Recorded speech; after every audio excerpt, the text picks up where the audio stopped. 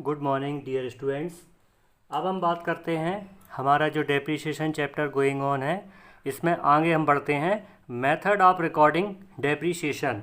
मतलब इसमें हमको डेप्रीशिएशन को, जैसे अभी हमने जो एसेट्स हैं, अकाउंट हैं, उनको बनाना सीखा है। अब बात करते हैं कि इसमें और भी कुछ मेथड्स होती हैं, जैसे कि मैं अब आपको आगे बताना चाह रहा हूँ। तो आप निकालेंगे पेज नंबर 359 पर, ठीक है। मेथड ऑफ रिकॉर्डिंग डेप्रीशिएशन, मतलब हमें कैसे तरीके से डेप्रीशिएशन को रिकॉर्ड करना है, उसके बारे में कुछ आपको एक्स्ट्रा मेथड्स के बारे में मैं बता रहा हूँ। तो सबसे पहले आप देखिएगा, इन्होंने लिखा है दो मेथड के बारे में। The depreciation can be recorded in the books of account by two different methods. पहली जो मेथड का नाम है, there is no provision for depreciation. Provision का एक नया वर्ड आपके लिए आया है, पहले मैं आपको ये बता दे रहा हूँ। प्रोविजन का मतलब होता है किसी भी प्रकार से कोई व्यवस्था करना या अरेंजमेंट करना। अपन नॉर्मल लैंग्वेज में बोलते हैं ना कि हमें इस चीज़ का प्रोविज़न या व्यवस्था या अरेंजमेंट करना है। तो प्रोविज़न का यहाँ पे जो मीनिंग लिया गया है वो ये है कि जैसे हम किसी एसेट को पे डेप्रीशिएशन चार्ज करना चाह रहे हैं, तो एसेट पे डेप्रीशिएशन इसीलिए चार्ज करते हैं क्योंकि हम एक अमाउंट जो है वो निश्चित रूप से एक अमाउंट को निकाल के अलग रखते जाते हैं, और उस अमाउंट का हम क्या करते हैं, जब हमारी वो एसेट बेकार हो जाती है या यूज़फुल नहीं रहती, तो उसको हम रिप्लेस करने में उस अमाउंट का यूज़ करते हैं। तो ये प्रोविज़न वर्ड का मतलब है। सेकंड है कि by creating provision for depreciation account या एक्यूमुलेटेड डेप्रीशिएशन अकाउंट। अभी आप देख रहे थे, जैसे ये इलस्ट्रेशन आप देख रहे हैं, ये दोनों इलस्ट्रेशन में, जैसे ये मशीनरी अकाउंट थी, मशीनरी का अपन ने पहले परचेज़ किया और उसका डेप लगाया, ठीक है। अब डेप्रीशिएशन लगा के इसका बैलेंस निकाला, सेकेंड ईयर में फिर डेप लगा के फिर उसका बैलेंस निकाला। हम यहाँ पे क्या कर रहे थे, जो हमारी मशीन अकाउंट थी उसका हम डेप्रीशिएशन उसी मशीन अकाउंट के क्रेडिट में लिखते जा रहे थे। जो provision for depreciation account method होती है, हम इसमें इस डेप्रीशिएशन को मशीनरी अकाउंट के क्रेडिट में चार्ज नहीं करते, ठीक है। इसके लिए यहाँ पर एक अलग से provision for depreciation account open किया जाता है या एक्यूमुलेटेड डेप्रीशिएशन अकाउंट अलग से ओपन किया जाता है। देखिए मैं आपको बता रहा हूँ, थोड़ा सा ध्यान से देखेंगे। जैसे ये हमारा कोई भी फिक्स्ड एसेट्स अकाउंट है, ठीक है।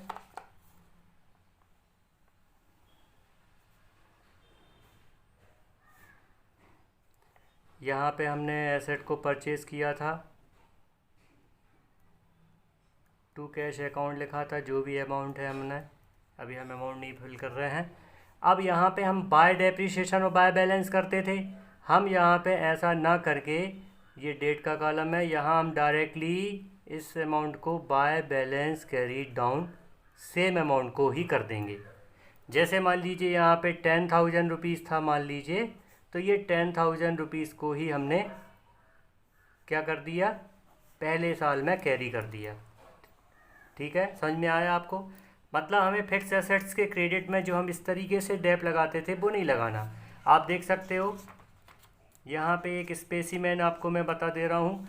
इलस्ट्रेशन नंबर 14 पे आप देखिए, जैसे मशीन परचेज़ की 2 लाख रुपीज़ की, उसका ओवरऑलिंग ईयर 50,000, 2,50,000, ठीक है। अभी यहाँ पे provision for depreciation is not maintained, मतलब हम इस मेथड में अलग से प्रोविज़न फॉर डेप्रीशिएशन नहीं बना रहे हैं, तो हम जो भी डेप्रीशिएशन का अमाउंट है वो डेप्रीशिएशन को हम इसी के क्रेडिट में लिख के फिर बाय बैलेंस निकाल देते हैं।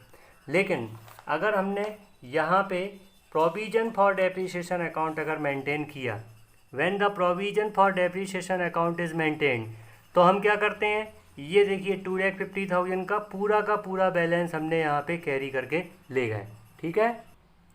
अब आप सोचेंगे कि ये डेप्रीशिएशन फिर कहाँ जाएगा, तो ये डेप्रीशिएशन के लिए अलग से अपन एक अकाउंट बनाते हैं, और उस अकाउंट का जो नाम होता है वो provision for depreciation account open किया जाता है। आप देखिएगा यहाँ पे जो इसका 2,50,000 का 25% हमने ये बाय डेप्रीशिएशन इस machine provision for depreciation account में लिखा। अब चूँकि यहाँ पे कोई और अमाउंट नहीं था, तो यही का यही बैलेंस हमने यहाँ पे टू बैलेंस कैरी डाउन किया, सेकेंड ईयर में ये बाय बैलेंस ब्रॉट डाउन कर दिया। अब सेकेंड ईयर का फिर डेप्रीशिएशन जो हम यहाँ लगा रहे थे, तो हम यहाँ ना इस मशीनरी अकाउंट में ना लगा के ये बाय डेप्रीशिएशन के नाम से यहाँ पे लगाएंगे। तो ये जो आप देख रहे हैं ये डेप्रीशिएशन हम अलग से अकाउंट में एक्यूमुलेट कर रहे हैं। एक्यूमुलेट करना मतलब इकट्ठा करना। तो ये एक्यूमुलेटेड, ये इसीलिए हमने इस मेथड का नाम यहाँ पे देखा है एक्यूमुलेटेड डेप्रीशिएशन अकाउंट। ठीक है, ये थोड़ा सा लेंदी मेथड है लेकिन इसको आपको अच्छे से समझना है। देखिए मैं इसकी जर्नल एंट्रीज बता रहा हूँ। ठीक है, सबसे पहले परचेस ऑफ एसेट में हम सेम एंट्री पास करेंगे, asset account debit to cash या बैंक अकाउंट, क्योंकि हमने एसेट को परचेज़ किया। आप यहाँ पे देखिएगा with cost plus installation charges, दोनों अमाउंट को हमने यहाँ पे लेना है। फिर आ रही है बात डेप्रीशिएशन की। तो यहाँ पे अपन जो डेप्रीशिएशन है, ये डेप्रीशिएशन लगाने के लिए अभी हम क्या करते थे, डेप्रीशिएशन डेबिट टू एसेट, ये एंट्री हम कब पास करते थे, जब प्रोविज़न अकाउंट नहीं था। अब यहाँ पे प्रोविज़न अकाउंट है तो हम क्या करेंगे, डेप्रीशिएशन अकाउंट डेबिट तो होगा लेकिन टू प्रोविज़न फॉर डेप्रीशिएशन में उसको क्रेडिट करेंगे। ठीक है, क्योंकि यहाँ पे हम मशीनरी अकाउंट को या एसेट अकाउंट को क्रेडिट नहीं कर सकते जो ऊपर कर रहे थे, इसीलिए यहाँ पे आप देखिएगा ये एंट्री आपकी डिफरेंट हो गई। ठीक है, अब फिर यहाँ पे transfer of depreciation to P&L में करते ही थे, सेम एंट्री यहाँ पे transfer of depreciation to P&L entry अपन ने की। जब हम एसेट को सेल करते हैं, अब इम्पॉर्टेंट चीज़ ये है कि जब एसेट हमारी सेल होती है तो यहाँ पे सेल ऑफ एसेट की जो एंट्री है एज इट इज़ आपकी सेम एंट्री पास की गई है। अब यहाँ पे समझने वाली बात ये है कि जिस ईयर में, जैसे हमने ये एसेट को 4 ईयर्स के बाद हमने सेल किया, ठीक है, आफ्टर 4 ईयर्स, तो अपन 4 सालों का जो इकट्ठा डेप्रीशिएशन है उसको हम क्या बोलते हैं, एक्यूमुलेटेड। ठीक है, एक्यूमुलेटेड डेप्रीशिएशन को अपन फिर मशीनरी अकाउंट में ट्रांसफ़र करते हैं, उसके लिए ये एंट्री पास की जाती है। देखिए ये लिखा है for transfer of provision for depreciation account balance to profit and loss. To profit and loss नहीं है, ये टू मशीनरी अकाउंट है। ठीक है, मतलब ये प्रोविजन फॉर डेप्रीशिएशन का टोटल अमाउंट हम उस पर्टिकुलर डेट में, जिस डेट में अपन मशीन को सेल करेंगे, कहाँ ट्रांसफ़र कर देंगे, उस पर्टिकुलर एसेट अकाउंट में ट्रांसफ़र करेंगे। इसके बाद हम देखेंगे अगर एसेट से प्रॉफिट हो रहा है तो एसेट टू P&L और लॉस हो रहा है तो P&L डेबिट टू एसेट। तो ये एंट्री अब हमारी इस कंडीशन में पास की जाती है। ये जो मेथड है इसको हम क्या बोलते हैं, प्रोविजन फॉर डेप्रीशिएशन मेथड। ठीक है, अब इसमें बात आ रही है कि बैलेंस शीट में कैसे क्या अपन को करना है। तो बैलेंस शीट अभी हम जब आगे स्टेप में पढ़ेंगे तब मैं आपको उसके बारे में बताऊँगा। अच्छा, अब आप देखिएगा इसका एक इलस्ट्रेशन मैं आपको क्लियर करना चाह रहा हूँ। सबसे पहले ये इलस्ट्रेशन नंबर आप 14 देखिए। Gupta limited purchase the second hand machinery on January 1st 2014 for ₹2 lakh and immediately spend ₹50,000 on it's overhauling and installation. एक मशीन अपन ने सेकेंड हैंड परचेज़ की है और उस पर अपन ने इमीडिएटली 50,000 एक्सपेंड भी किया है, तो ये 50,000 रुपीज़ हमारी मशीन की कॉस्ट में प्लस होगा। अब देखिए ये जनवरी 2001 से जनवरी 1 2014 से जुलाई 1 2017 में अपन ने जो प्लांट बिकेम ऑब्सोलेट, मतलब प्लांट आपका ऑब्सोलेट या बेकार हो जाता है। ठीक है, तो उस कंडीशन में अपन को प्लांट को क्या करना है, बेच देना है एंड बॉस सोल्ड फॉर ₹90,000 और वो 90,000 में सेल हो जाता है। Depreciation is provided at 10% per annum on original cost method. Original cost method आपकी कौन सी मेथड है, fix installment method. Books are closed every year on 31 December. हर साल 31 दिसंबर में बुक्स क्या होती हैं, क्लोज की जाती हैं। Show the machinery account, show the necessary accounts assuming that provision for depreciation is not maintained. Second है provision for depreciation is maintained. तो सबसे पहले मैंने आपको अब भी बताया था कि अगर provision for depreciation is not maintain, मतलब हमको अलग से डेप्रीशिएशन चार्ज नहीं करना है, मशीनरी में ही करना है। तो आप देखिएगा यहाँ पे सीधा हमारा मशीनरी अकाउंट ही अपन ने ओनली बनाया। ठीक है, तो यहाँ पे सबसे पहले मशीन परचेज़ की 250 की, डेप लगाते गए उसका कब तक का, जुलाई 2017 तक का। ये जनवरी 17 में इसका हम बैलेंस लेकर आए थे। अब ये बैलेंस के बाद ये हमने इसको 90,000 में सेल किया। तो 90,000 में सेल करने के पहले 6 मंथ का हमको यहाँ पे डेप्रीशिएशन चार्ज करना पड़ा। तो साल भर का डेप्रीशिएशन 25,000 रुपीज़ था, तो 6 मंथ का डेप्रीशिएशन कितना होगा, उसका हाफ होगा। तो उसका हाफ अमाउंट हो जाएगा 12,500। अब आप एक पॉइंट वाली चीज़ समझने वाली चीज़ देखिए, 1,75,000 की हमारी कॉस्ट ऑफ एसेट थी यहाँ पे। 6 मंथ का डेप, इसमें 12,500 इसमें हमने और इस मशीन का यूज़ किया, तो ये वैल्यू हमारी कितनी बच रही है, 4 माइनस 2,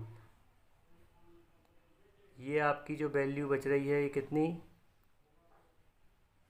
1,52,500। ठीक है।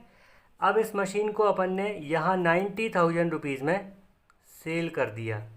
कितने में सेल किया, 152,500 की एसेट है और हमने उसको सेल कर दिया कितने में, 90,000 में। ठीक है, तो ये 90,000 में नहीं, 162 आएगा, सॉरी। ठीक है, तो 162,500 की एसेट को 90,000 में बेचा, तो 72,500 का हमारा क्या आ गया, loss on sale of asset आ गया। अब ये जो loss on sale of asset है, अभी मैंने आपको एंट्री बताई थी, ये क्रेडिट साइड में अपन को इसको P&L अकाउंट में ट्रांसफ़र के रूप में कर देना है। तो सबसे पहले अपन ने जितने में एसेट बेची वो बाय बैंक अकाउंट लिखा, जितना डेप्रीशिएशन था वो चार्ज किया, ऑटोमेटिक ये बैलेंसिंग फिगर जो है ये loss on sale of asset हो गया। इस तरीके से एसेट को हम सेटल करते हैं। अब यही मेथड, यही क्वेश्चन अगर सेकंड मेथड जिसमें हमको डेप्रीशिएशन की जगह प्रोविजन फॉर डेप्रीशिएशन मेंटेन करना है, आप देखिएगा यहाँ पे एसेट को हम यहाँ पे तीसरे साल चौथे साल तक हम इसका बैलेंस पूरा 2,50,000 लिखा और अलग से हमने ये प्रोविजन फॉर डेप्रीशिएशन अकाउंट बनाया।